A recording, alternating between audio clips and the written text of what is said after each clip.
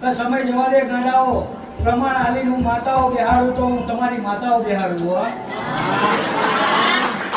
તમને થોડો ટાઈમ કદાચ મહિનો 15 દાડા વધારે બેહાડી રાખી, પણ જો પ્રમાણ વગર ગાડાઓ હું તમારી માતાઓ ના બેહાડું હો.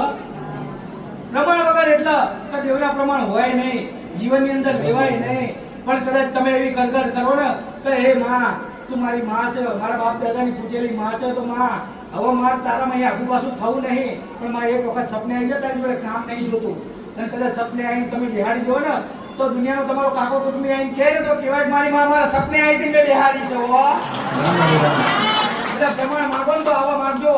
કઈ પ્રમાણ દેવી શક્તિ જોડે એવા માગે કે માં મારો બંગલો બંધિયાર, મારા દીકરા પણિયાર, પણ ગુનેગાર હારાઓ તમે હોય ને તો પેઢીઓની પેઢીઓ જતી રહે તો તમે ગુનાની માફી ના માંગો ને તમારા દીકરા ના પૈણા હો.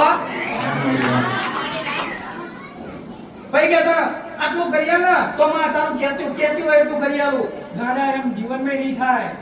એટલે મનુષ્ય આપણું સમજી લેજો કે દેવી શક્તિ જોડે માગો, હાલશે. હું માતા હાલવા જ બેઠી છું, પણ યોગ્ય માંગણી કરજો.